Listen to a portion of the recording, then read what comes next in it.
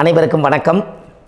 பாரம்பரிய திருவள்ளுவர் குலவம்சம் பிரசன்ன ஜோதிடர் சுப மாரிமுத்து திருப்பூரிலிருந்து இந்த பதிவு உங்களுக்காக. ஐயா வணக்கங்க ஐயா. வணக்கம் ஐயா. ஐயா இப்போது மக்கள் சார்பாக ஒரு கேள்வி இன்றைக்கி நான் கேட்கலான் இருக்கேன். கேளுங்க ஐயா. ஐயா, அதாவது இந்த ஜாதகத்தில் முடக்கு இருக்கு, ஜாதகத்தையும் முடக்கிருச்சு, கண்டிப்பாக அதனால் வாழ்க்கையில் நிறைய பிரச்சனைகள் அப்படின்னு சொல்லி நிறைய பேர் கேட்குறாங்க. கண்டிப்பாங்க ஐயா. இந்த முடக்குங்கிறது என்னங்க ஐயா? அதற்கும் கர்மாவுக்கு ஏதாவது சம்மந்தம் இருக்காங்க ஐயா?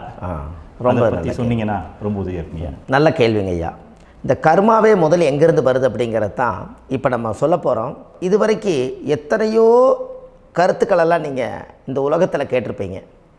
ஆனால் இந்த பதிவில் நீங்கள் பொறுமையோடு இந்த கருத்தை ஒரு இனிமையோடு நிதானமாக கேட்டிங்கன்னா உங்களுடைய ஊழ்வினை கர்மா எங்கிருந்து உருவாச்சு, இதனுடைய இந்த கர்மானால் நாம் என்ன கஷ்டப்படுறோம், நாம் இந்த பூமியில் பிறக்கிறதுக்கு என்ன வரம் வாங்கி வந்தோம், நம்ம பாவ புண்ணியமெல்லாம் ஜாதக கட்டத்தில் போய் எப்படி எடுக்கிறது, நம்மளுடைய தோஷம்னு சொல்கிறோமே அந்த தோஷம் எப்படி கிரியேட் ஆகுது, நம்ம இந்த பூமியில் பிறக்கும்போது கொண்டு வந்த கர்மாவா, இல்லை கடவுளே நம்மளுக்கு ஒரு தண்டனையாக கொடுத்த கர்மாவா, இல்லை நம்ம இந்த பூமிக்கு வந்ததுக்கு அப்புறம் செய்த கர்மாவா, இது எல்லாத்தையுமே நம்ம பொறுமையாக கேட்கணும்னா கண்டிப்பாக இந்த பதிவை நீங்கள் பொறுமையோடு கேளுங்க. உங்களுக்கு இதில் ஒரு பெரிய ஒரு ரகசியம் ஒன்று அடங்கியிருக்குது.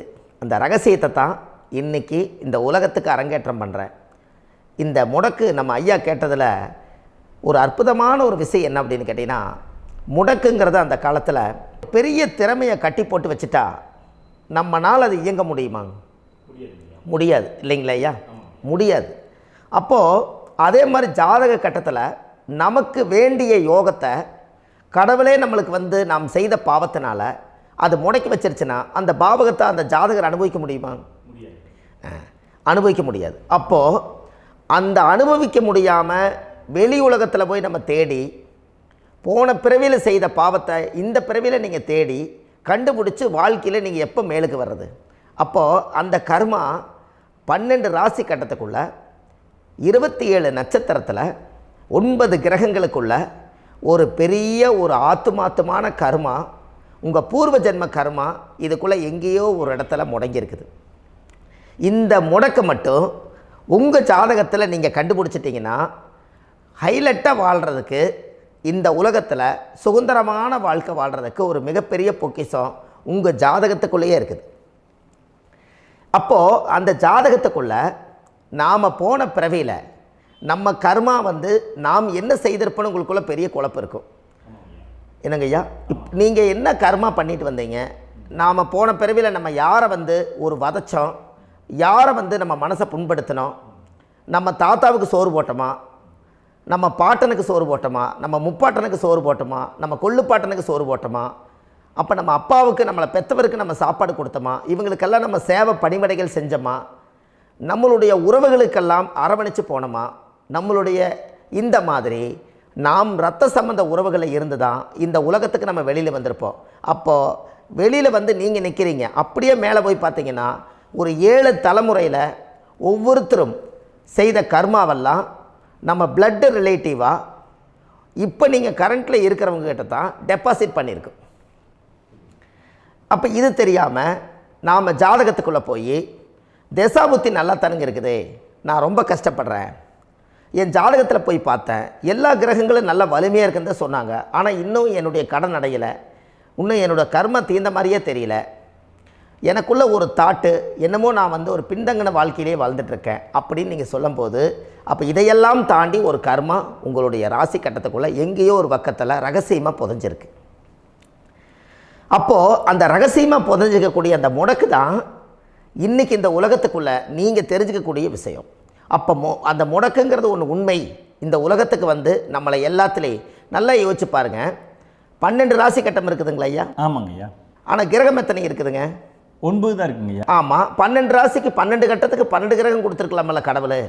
அப்போ ஏன் 3 கட்டத்தை மட்டும் எம்டி பண்ணி மீதி 9 கிரகத்தை வச்சுக்கிறாருன்னா, அப்போ நாம் செய்த 3 தலைமுறை கர்மாவுக்கு அது எந்த கட்டம் பிளாக் ஆகுதோ அந்த கட்டத்துக்குள்ளே ஏதோ ஒரு ரகசியம் இருக்கிறனால தானே எங்கேயோ ஒரு பக்கத்தில் நீங்கள் கண்டிப்பாக கர்மாவில் மாட்டுவீங்கிறது கடவுளே படைச்சு தானே இதை உருவாக்கியிருக்காரு. 12 ராசிக்கு 12 கட்டம் கொடுத்துருந்தா எங்கே நீங்கள் சுற்றி வந்தாலும் ஏதோ ஒரு வீட்டுக்குள்ளே போய் உட்காந்துக்கலாம்.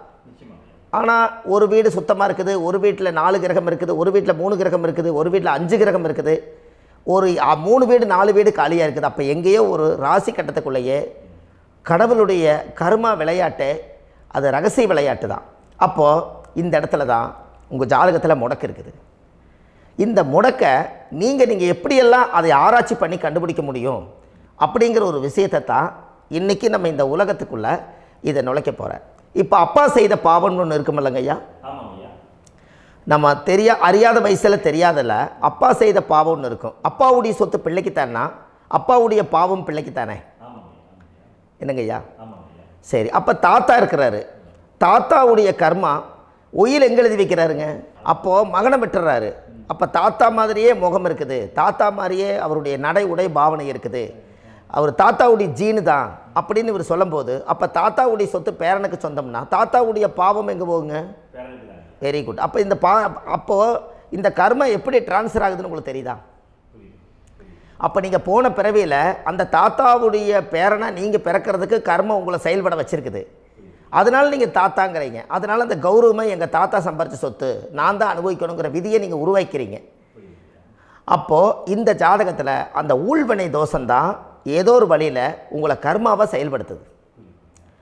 அதனால தான் இந்த ஜாதகத்தில் எந்த ஒரு முடக்கை எடுக்கிறதா இருந்தாலும் சூரியன் என்ற நட்சத்திரம் எதுவோ அந்த நட்சத்திரத்துக்கு எந்த வீடு முடக்காகுதோ அங்கே தான் உங்களுடைய கர்மா ஒளிஞ்சிருக்கும். இதுதான் உங்களுடைய பெரிய ஒரு பொக்கிஷமான ரகசியம். சரிங்க ஐயா, இப்போ இதில் நவகிரகங்கள் 9 இருக்கும்போது ஏன் சூரியனை மட்டும் நம்ம இதில் எடுத்துக்கணும்னு நீங்கள் சொல்கிறீங்க? நல்ல கேள்விங்க ஐயா. நீங்கள் கேட்டீங்க பார்த்தீங்களா, 9 நவகிரகம் இருக்கும்போது சூரியனை மட்டும், அந்த சூரியன் என்ற நட்சத்திரம் பிறக்கும்போது அந்த வீடு மட்டும் முடக்காகுன்னு நீங்கள் கேட்டீங்க இல்லையா? இதுதான் அற்புதமான கேள்வி. ஏன் அப்படின்னு கேட்டிங்கன்னா, சூரியன் அப்பாவோட உயிர் கரு போய் அம்மாவுடைய பனிக்கூடத்தில் கர்ப்பத்தில் வச்சு 10 மாதம் 300 நாள் சுமந்து நீங்கள் இந்த பூமிக்கு வெளியில் வரும்போது நீங்கள் என்ன பாவத்தை இவங்க விதைச்சாங்களோ அந்த கர்மாவை வாங்கிட்டு தான் நீங்கள் வெளியில் பிரசவமாகறீங்க. இதுதானே? அப்போ சூரியன் என்ற நட்சத்திரம், அந்த சூரியனுங்கிறது உயிர் கருவல்லவா, அப்பாவுடைய உயிரணுக்கள் அம்மாவுடைய கருவிக்குள்ளே போய் நாம் குழந்தை வடிவத்தில் இருந்து 300 நாள் பாவ உன்னித்த பதிவில் ஏட்டு எழுதி ஒரு ஜாதகத்தை கையில் கொடுத்து பிறந்த உடனே உங்களுக்கு ஒரு ஏட்டை பெரட்டி நீ இப்படித்தான் விதி, இனிமேல் இப்படித்தான் நீ வாழணும்னு சொல்லி உங்கள் கர்மாவை நீங்கள் கர்மாவோடு தானே வெளியில் பிறக்கிறீங்க. அப்போ சூரியன் என்ற நட்சத்திரம் தானே இந்த உலகத்துக்கு ஒரு பெரிய ஒரு மகத்துவம். இப்போ பாருங்கள், விடிய வரைக்கும் நம்ம முழிச்சிட்ருக்குறோம், காலையில் சூரிய உதயமானால் அவங்கவுங்க செயல்படுறோம். மீதி எல்லா கிரகங்களுக்குமே வெளிச்சத்தை கொடுக்கக்கூடிய சக்தி சூரியனுடைய பிம்ப ஒளிக்குத்தானே உண்டு, என்னங்க ஐயா? அதனால தான் மேசத்து உச்ச வீடுன்னு சொல்லி மேசத்தை உச்சம்னு சொல்லி சூரிய உச்சத்தை அங்கே தான் வச்சாங்க. அப்போது அந்த காலச்சக்கரத்துக்கு 5ஆம் இடம் பூர்வ புண்ணியஸ்தானத்தில் போய் சிம்மத்தில் கொண்டு போய் சூரியனை ஆட்சி வீடுன்னு வச்சாங்க. அப்போது சூரியனில் இருந்து தான் அந்த மையப்புள்ளி உருவாகுது. அப்போ உங்களுடைய ஜாதகத்தில் அந்த சூரியனாகப்பட்டவர் பிறக்கும்போது நீங்கள் உங்கள் ஜாதகத்தை நீங்கள் எடுத்துக்கங்க ஐயா. நீங்கள் இன்றைக்கே போய் கதவை திறந்து உங்கள் பெட்டியை திறந்து பீர்வாவுக்குள்ளே உங்களுடைய ஜாதகம் இருக்குது, அந்த ஜாதகத்தை எடுத்து ஜோதிடர்கிட்டையே நீங்கள் சந்தேகம் கேட்குறக்கு முன்பு நீங்களே உங்களுடைய கர்ம பற்றி தெரிஞ்சுக்கிறதுக்கு இந்த பதிவில் உங்களுக்கு ஒரு ரகசியத்தை சொல்லித்தரேன். உங்கள் ஜாதகத்தில் இப்போ இது வரைக்கும் ராசி கட்டத்தை நீங்கள் பார்த்துருப்பீங்க, ஆனால் பாதசாரம்னு ஒன்று இருக்கும் இல்லைங்களா? ராசிக்கு பாதசாரம்னு ஒன்று இருக்கும். சூரியன் என்ன நட்சத்திரத்தில் இருக்குது, சந்திரன் என்ன நட்சத்திரத்தில் இருக்குது, செவ்வாய் என்ன நட்சத்திரத்தில் இருக்குது, புதன் என்ன நட்சத்திர காலில் நிற்குது, இதெல்லாமே அந்த சாரம் இல்லாத ஜோதிடம் சோரம் போய்விடும். அதனால் அந்த சாரத்தில் நிற்கிது பார்த்தீங்களா கிரகம், அதில் இப்போ நீங்கள் உங்களுடைய ராசி கட்டத்தை ஓப்பன் பண்ணுங்கள். இதில் ராசி கட்டத்தில் சூரியன் என்ற நட்சத்திரம்னு ஒன்று இருக்கும் இல்லைங்களா? அது எதுவாக வேணாலும் இருந்துட்டு போட்டோம். அந்த நட்சத்திரம் தான் நீங்கள் பிறக்கும்போது தாயுடைய கருவறைக்குள்ள கரு உருவான நட்சத்திரமே அதுதான். புரிஞ்சுங்களா ஐயா? பிறக்கும்போது நீங்கள் அந்த கருவுடைய நட்சத்திரம் அப்பா வந்து கருவை உருவாக்கி கர்மாவை விதைச்சது அந்த சூரியன் என்ற நட்சத்திரம் தான். அந்த வீட்டுக்கு தான் இந்த ராசி கட்டத்தில் உங்களுக்கு முடக்கு உருவாகுது. புரிஞ்சுங்களா ஐயா? அப்போது ஒரு ஜாதகத்தில் சூரியன் என்ற நட்சத்திரம் எதுவோ அதுதான் உங்களுடைய கர்மா நட்சத்திரம். இப்போ நம்ம பிறக்காதுக்கு முன்னாடி அப்பா கட்டத்தில் அந்த கர்மா டெபாசிட் ஆகிருக்கும். அதை ட்ரான்ஸ்ஃபர் எப்படி பண்ணுறாரு? அவருக்கு ஒரு கல்யாணம் வச்சு அவர் குடும்ப வாழ்க்கையில் வாழ்ந்து நம்மளோட உயிர் கருவை கொண்டு போய் ஊராம் பொண்ணை கல்யாணம் பண்ணி பொண்டாட்டின்னு எடுத்துக்கொண்டு அந்த பொண்டாட்டிங்கிற உரிமையாகி இவருடைய உயிர் கரு உருவாகி வாரிசுகள் வெளியில் வருது. அதானங்க ஐயா? அப்போது அந்த சூரியன் என்ற நட்சத்திரம் தான் இந்த உலகத்தில் ஒரு பிரம்மாண்டமான நட்சத்திரம். இந்த நட்சத்திரம் உங்கள் மனசுக்குள்ளே ஏதாவது இருந்துச்சுன்னா உங்கள் வீட்டில் ஏதாவது ஒரு நல்ல விஷயங்கள் நீங்கள் பண்ணுறதா இருந்தால் அந்த கர்மா நட்சத்திரம் சூரியனுடைய நட்சத்திரம் இருக்குது பார்த்தீங்களா, அந்த நட்சத்திரத்தில் எந்த ஒரு சேவைகளும் செய்யக்கூடாது. அதுதான் கர்மா. அதை போய் நீங்கள் ஆக்டிவேட் பண்ணி விட்டீங்கன்னா அது முன்னோர்களை வந்து நீங்கள் வந்து தொந்தரவு பண்ண மாதிரி. அந்த கர்ம நட்சத்திரம் தான் உங்கள் வாழ்க்கையில் அது புதஞ்சிருக்கிறதா. இப்போ குழந்தை பிறந்தாலோ சீர் சீமந்தங்கள் நீங்கள் செய்கிறதாலோ கல்யாணம் முக்கிறதுனாலோ உங்கள் ஜென்ம நட்சத்திரத்தன்னைக்கு கல்யாணம் பண்ண வேண்டாம்னு சொல்லிக்கிறாங்கல்லங்க. உங்களுக்கு ஜென்ம நட்சத்திரத்துக்கு முன்னாடி உங்களை உருவாக்குன நட்சத்திரம் தான் ஜென்ம நட்சத்திரம். அப்போ சூரியன் என்ற நட்சத்திரம் அப்பாவுடைய ஜென்ம நட்சத்திரமாக அந்த ஊழ்வினை கர்மம் செயல்படுது. அப்போ அந்த முடக்கு யார் வழியில் வந்தது? முன்னோர்கள் வழியில் வந்தது. முன்னோர்கள் கட்டி வச்சது யாரைய? குலதெய்வத்தை. அப்போ அந்த குலதெய்வத்தை போய் சாமிக்கு போய் வீடு வாசல்லாம் வலித்து குலதெய்வத்தை போய் தேங்காய் பழம் பூ மாலை கல்கண்டு வாங்கி அர்ச்சனை பண்ணி ஒரு அன்னதானம் ஒன்று பண்ணிவிட்டு சாமிக்கு பொங்கல் வச்சு நைவேத்தியம் பண்ணிவிட்டு உங்கள் ஜாதகத்தை வச்சு பூஜை பண்ணிவிட்டு வாங்க. அதுக்கப்புறம் தான் உங்கள் கர்மாவை கண்டுபிடிக்கிறதுக்கு வழியே பிறக்கும். குலதெய்வத்தை வணங்காமல் கோவிந்தா கோவிந்தா என்று பல தெய்வத்தை வணங்கினாலும் பலனொன்றும் இல்லைன்னு அந்த காலத்தில் முன்னோர்கள் சொல்லி வச்சுக்கிறாங்களா இல்லைங்களா?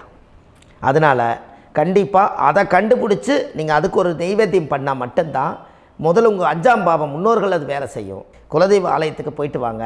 போயிட்டு வந்துட்டு இந்த கர்மவினை தோஷத்தை நிவர்த்தி பண்ணுறதுக்குண்டான சரியான பரிகாரத்தை நம்ம எடுப்போம்.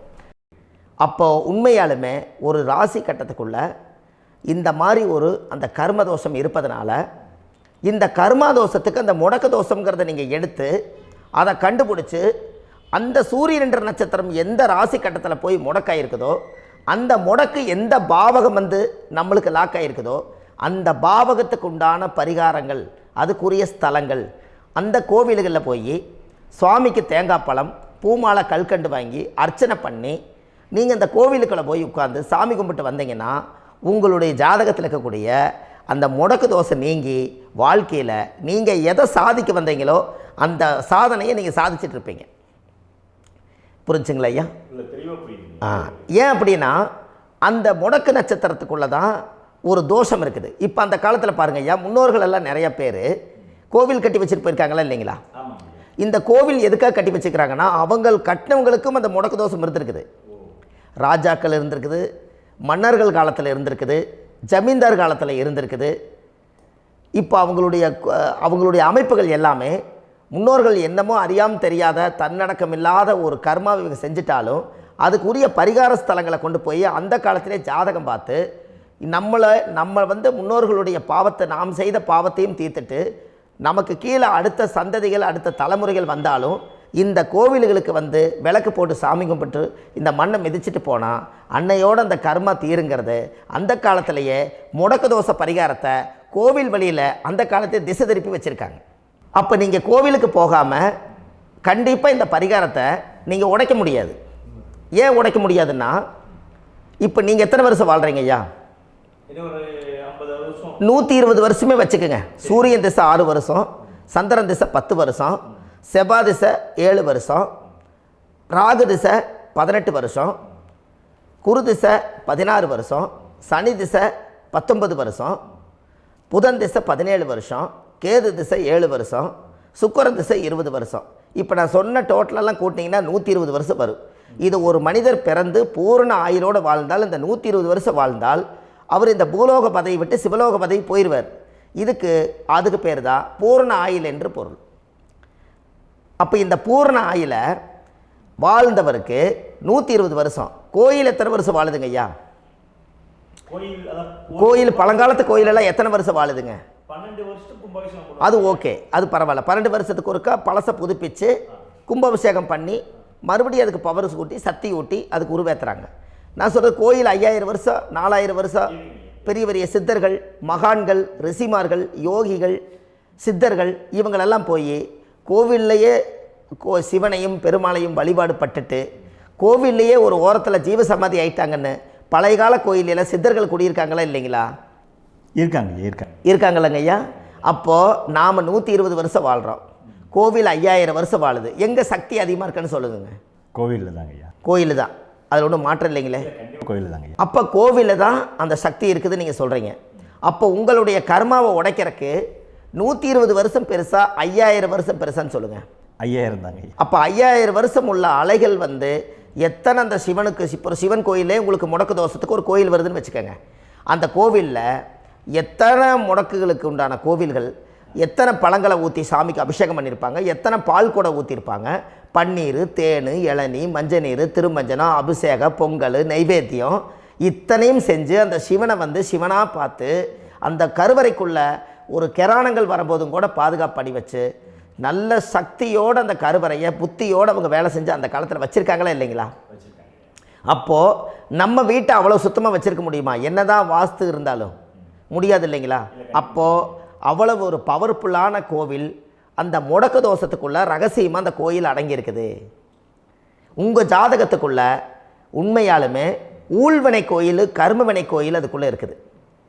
அந்த ஜாதகத்தை கணிச்சு பார்த்தா கரெக்டாக உங்களுடைய ஜாதகத்தில் அப்பாவுடைய கருவறையிலேருந்து உயிர் உருவாகிற நேரத்தில் இருந்து இப்போ வரைக்கும் நீங்கள் கரண்ட்டில் வாழ வரைக்கும் அந்த கர்ம கூட வர்றதை ஒரே ஒரு இடத்துல போனால் மட்டும்தான் விட்டுட்டு வர முடியும். அது எந்த வீடு அப்படின்னு கேட்டால் உங்களுக்கு அப்பாவுடைய கர்மா வழியில் போய் அந்த கோவில் பழையகால கோயில், பழையகால தெய்வங்கள், அந்த கோவில் தான் உங்கள் ஜாதகத்துக்குள்ள ரகசியமாக இருக்கும். அது ஏன் இந்த பதிவில் உங்களால் சொல்ல முடியாது அப்படின்னா, இந்த பதிவில் ஏன் உங்க சொல்ல முடியாதுன்னா உங்கள் ஜாதகம் தெரியாமல் என்ன கோயிலை நீங்கள் சொல்லுவீங்க? இப்போ பொதுவாக ஒரு நட்சத்திரத்துக்கு ஏதோ ஒரு கோவிலை அவங்க சொல்லி நீங்கள் போயிட்டு வர்றீங்கன்னு வச்சுக்கோங்க. ஆனால் அது வேலை செய்யலைன்னா நம்மளுக்கு என்னங்க இவ்வளோ கஷ்டப்பட்டு போய் அதை பலனடையிலேன்னு கேள்வி கேட்டக்கூடாது. உங்கள் ஜாதகத்தை நீங்கள் கொண்டாங்க, உங்கள் டேட் ஆஃப் பர்த் டயத்தை போட்டு ஜாதகத்தை கணிச்சு நீங்கள் சூரியன் என்ற நட்சத்திரத்துக்கு உங்களுடைய கர்மவினை கோவில் யார், உங்களுடைய முடக்கு யார், ஊழ்வனை தோஷத்துக்கு உண்டானவர் யார், தாய் வழி கர்மா யார், தந்தை வழி கர்மா எது, நீங்கள் பிறக்கும்போது வந்த கர்மா என்ன, இது எல்லாம் கணிக்காமல் பொதுவாக ஒரு கோயிலில் போய் நீங்கள் பாட்டுக்கு சாமி கும்பிட்டு வந்தால் பலன் எப்படி கிடைக்கும்? கண்டிப்பாக கிடைக்காதுங்க ஐயா. என்னங்க ஐயா? அது தெரிஞ்சு பண்ணாதான் சரியா? ஒரு டாக்டர்கிட்ட போகிறீங்க, என்னை அப்படியே ஸ்கேன் பண்ணி ஒரே ஒரு மாத்திரை கொடுங்கன்னு கேட்டால் டாக்டர் கொடுப்பாருங்களா? அவர் என்ன பிரச்சனை இருக்குதோ அதை முதல்ல கண்டுபிடிச்சி ஸ்கேன் பண்ணி பார்த்து ரிப்போர்ட் எடுத்து அது மூலியமாக தான் கொஞ்சம் எடுத்து ஐயா உங்களுக்கு இந்த பிரச்சனை, இதுக்கு தீர்வுக்கு இதுக்குண்டான மெடிசன், இது இப்படித்தான் சாப்பிடணும்னு அது முறையாக சொல்லி அந்த உயிர் வாழ வைக்கிறாரு டாக்டர். அவர் ஒரு தெய்வ வடிவத்தில். கரெக்டுங்களா ஐயா? அப்போ உங்களோட கர்மா எங்கே செயல்படுது அப்படின்னா, இந்த முடக்க நீங்கள் இந்த பதிவில் தெரிஞ்சுக்கங்க. அதுக்குரிய நட்சத்திரம் என்னன்னு தெரிஞ்சு வச்சுங்க. உங்கள் ஜாதகத்தில் சூரியன் என்ற நட்சத்திரத்தை எடுத்துக்கங்க. அந்த வீட்டுக்கு முடக்க இந்த பதிவில் எந்த வீடு லாக் ஆகிருக்குதுங்கிறத நான் உங்களுக்கு இந்த வீட்டில் சொல்கிறேன். அந்த வீட்டு நீங்கள் பாருங்கள், உங்களுடைய லக்கணத்துக்கு அது எந்த வீடு. இப்போ லக்கணத்துக்கு ஒரு 7வது வீடுன்னே வச்சுக்கோங்க. அப்போ லக்கணத்துக்கு 7வது வீடே முடக்கு.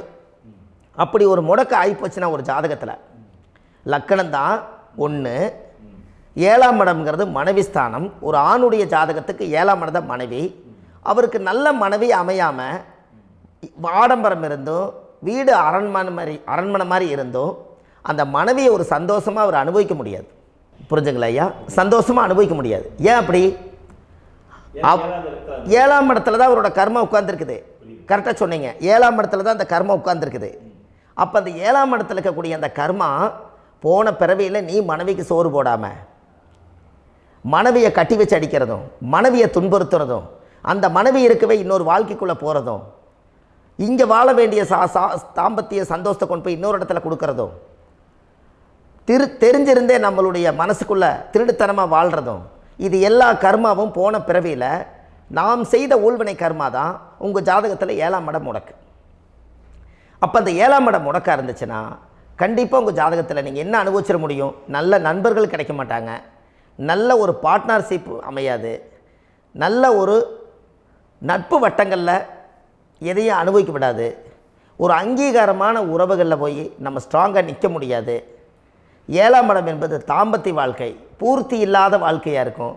இப்படியெல்லாம் அந்த ஜாதகத்தில் ஒரு பொதுவாக ஒரு ஜாதகத்தில் 7ஆம் பாவம் முடக்காயிட்டால் இந்த கர்மாவை அவர் அனுபவிச்சுக்கிட்டே இருப்பார். இது எப்போத்தான் அதுக்கு ஒரு தீர்வு வேணுங்கய்யா? அந்த கோயில் எதுன்னு நீங்கள் கரெக்டாக சொன்னீங்க. இப்போ இது மனிதனால் செயல்படுது. மனிதர்கள் தான் கோயிலை கட்டி வச்சாங்க. தெய்வத்தை விட ஒரு காலத்தில் மனிதர்களுக்கு மகிமை ஜாஸ்தி. ஏன்னா சாதாரண ஒரு மண் பூமியாக இருந்த இடத்த மனிதர்கள் தான் கோயில் கட்டி ஒரு மகிமைப்படுத்தி புண்ணியம் பண்ணி வச்சாங்க. மனிதர்களுக்கு சக்தி அதிகம்தான், ஆனால் பிரபஞ்சத்துக்கு அதை விட சக்தி அதிகம் அல்லவா? ஐயா, நீங்கள் கோவிலுக்கு போய் அந்த கர்மா உடைக்கிறதுக்கு கோவிலில் சக்தி இருக்குது, ரைட்டு. ஆனால் நம்ம வீட்டுக்கும் கோயிலுக்கும் ஒரு மிகப்பெரிய தொடர்பு என்னென்னா, அந்த கோயில் கட்டுறவங்க எல்லாமே பழைய காலத்து கோயிலெல்லாம் பாருங்கள், பஞ்சபூதத்தை வச்சு கட்டியிருப்பாங்க. பஞ்சபூதத்தை வச்சு தான் கட்டுவாங்க கோயில். அது உங்களுக்கு தெரியணும் இல்லைங்களா? பஞ்சபூதம்னா நீர், நெருப்பு, காற்று, பூமி, ஆகாயம்.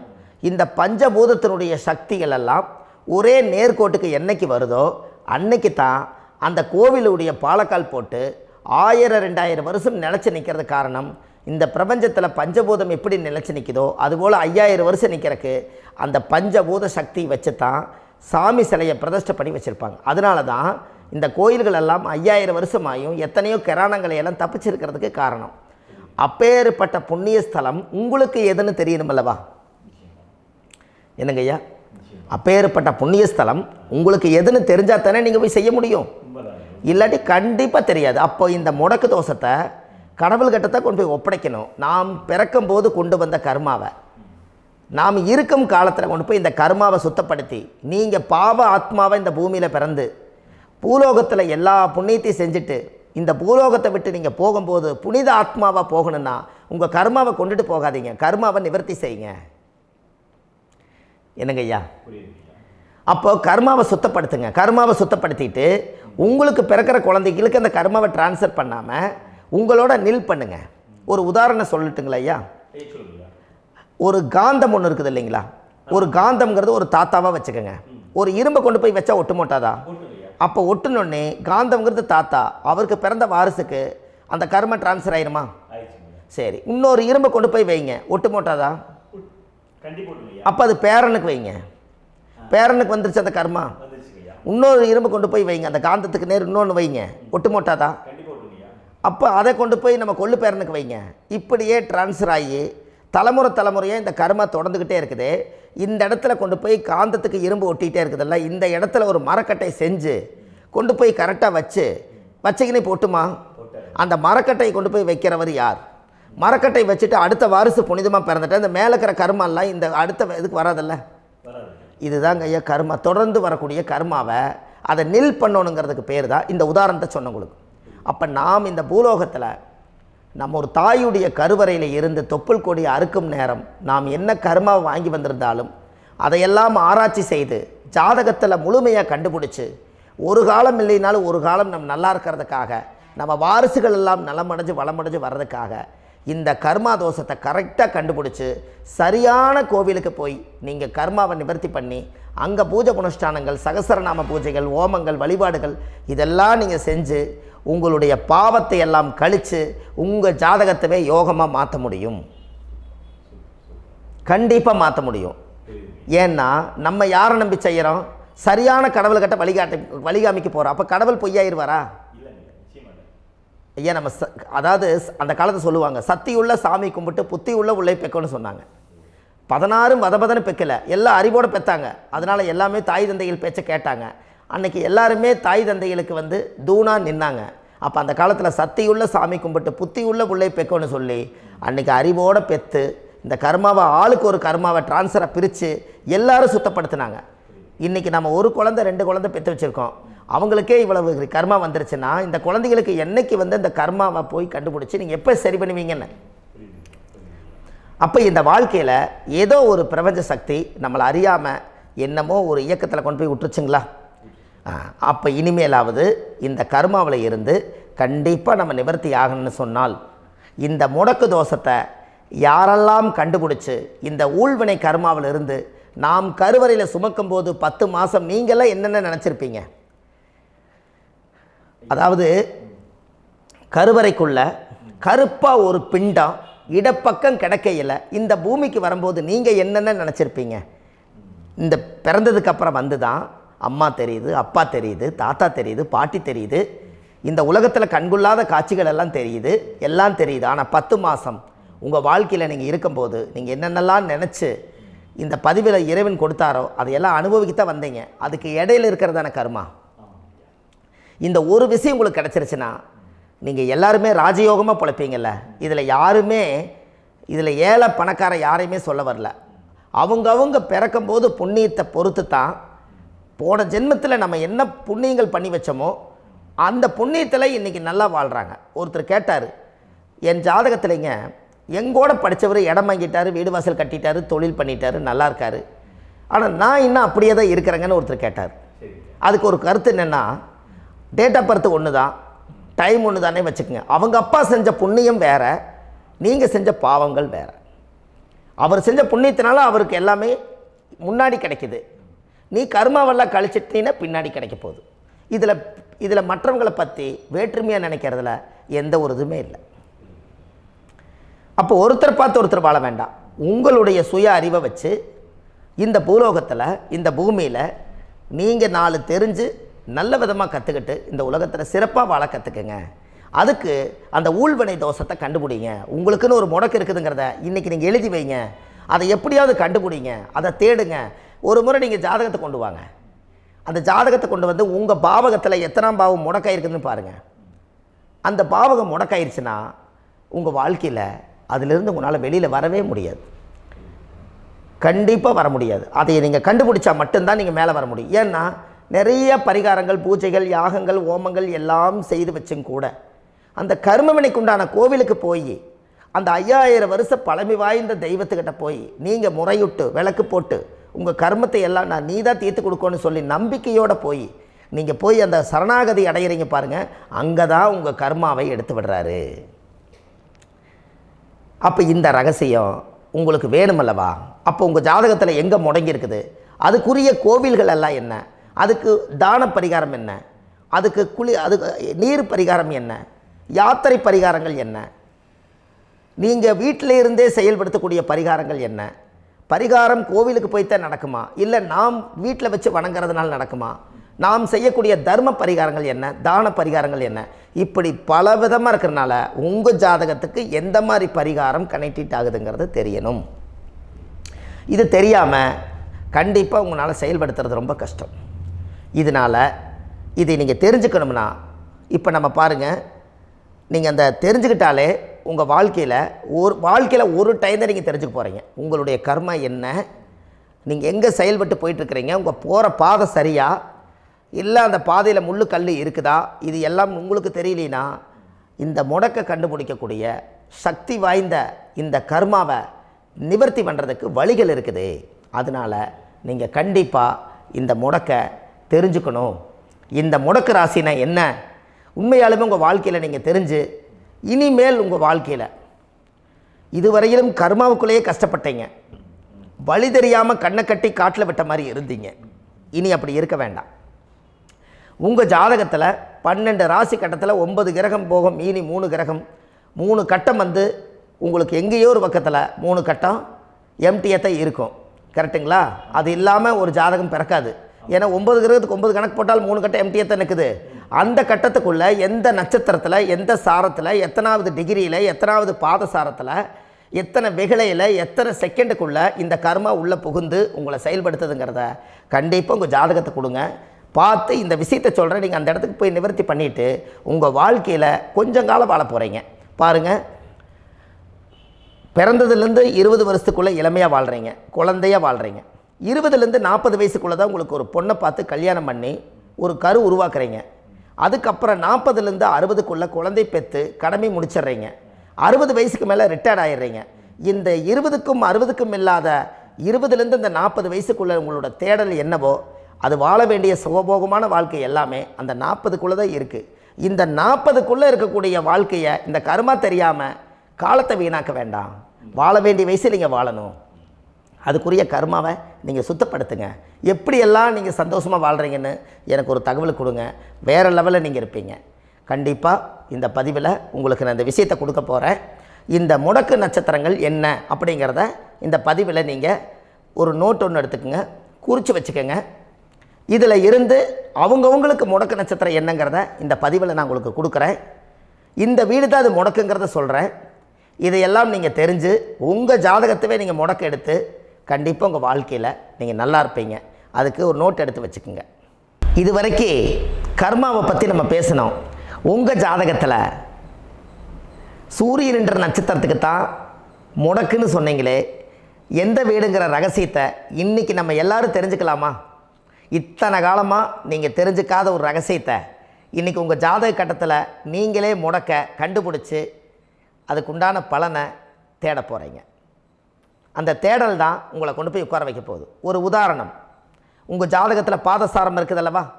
அந்த பாதசாரத்தில்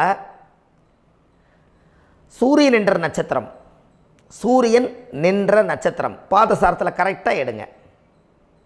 சூரியன் என்ற நட்சத்திரம் மிருகசீரிஷ நட்சத்திரமாக இருந்தால் அந்த வீடு யார் வீடு முடக்குன்னு உங்களுக்கு தெரியுமா?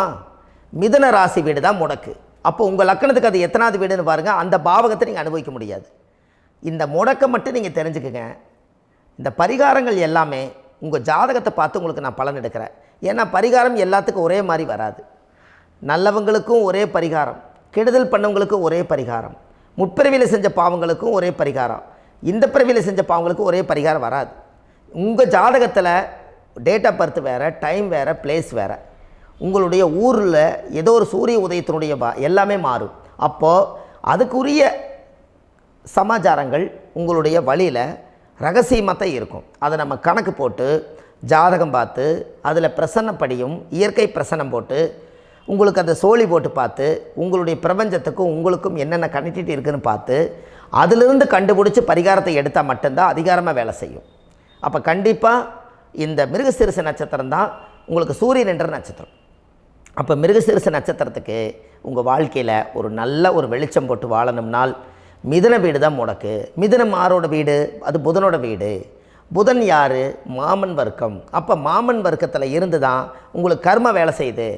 அப்போ அந்த மாமன் வர்க்கத்துக்கு உண்டான ஊழ்வினை தோஷத்தை நீங்கள் நிவர்த்தி பண்ணால் தானே உங்கள் ஜாதகம் நல்லா வேலை செய்யும். கண்டிப்பாக அது மாதிரி ஒரு வேலையை நம்ம செய்வோம். உங்களுக்கு நான் அந்த பரிகாரங்களை எல்லாம் உங்களுக்கு நான் எடுத்து கொடுக்குறேன். மிருகசீரிஷ நட்சத்திரத்தில் இது வரைக்கும் நீங்கள் பார்த்தீங்க. அடுத்த பதிவில் திருவாதிரை நட்சத்திரத்தை பற்றி நம்ம பார்க்க போகிறோம். நம்ம ஆன்லைன்லேயே ஜாதகம் பார்க்குறோம். உங்கள் date of birth, time, place கொடுத்தீங்கன்னா போதும். உங்களுக்கு ஜாதகத்தை கணிச்சு ஃபோன்லேயே உங்களுக்கு கர்ம ராசி கண்டுபிடிச்சி உங்களுக்கு உண்டான கர்ம பரிகாரத்தை சொல்லி உங்கள் வாழ்க்கையில் ஒரு வெளிச்சத்தை கொண்டு வர்றதுக்கு என்றைக்கும் உங்களுக்கு உறுதுணையாக இருப்பேன்.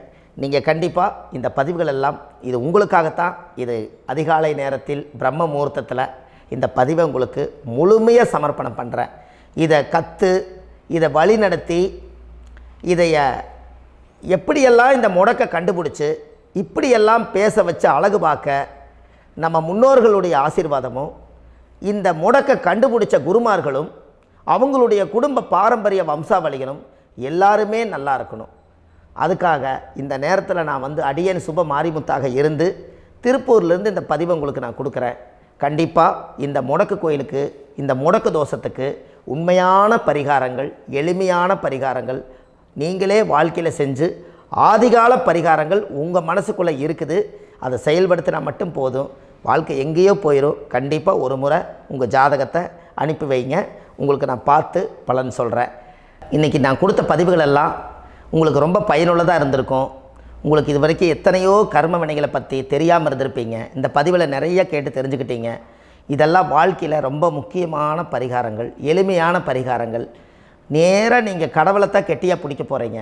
அந்த பரிகாரங்கள் எல்லாம் செஞ்சு அதிகாரமாக வாழ்ந்து இந்த பூலோகத்தில் நல்ல சிறப்பாக வாழ்கிறதுக்கு இந்த பரிகாரம் உங்களுக்கு ரொம்ப யூஸ்ஃபுல்லாக இருக்கும். கண்டிப்பாக இந்த பதிவை செய்யுங்க. நம்ம பாரம்பரிய திருவள்ளுவர் குல வம்சம், பிரசன்ன ஜோதிடர் சுப மாரிமுத்து, திருப்பூரில் இருக்கேன். 30 ஆண்டு காலமாக நம்ம ஜோதிடம் பார்த்து கொண்டு இருக்கிறோம். இவ்வளவு காலமாக எத்தனையோ ஆயிரக்கணக்கான மக்களுக்கு நம்ம ஜோதிடம் பார்த்து வழிகாட்டி நிறைய மக்களுக்கு நிறைய சேவைகள் செஞ்சுருக்கேன்.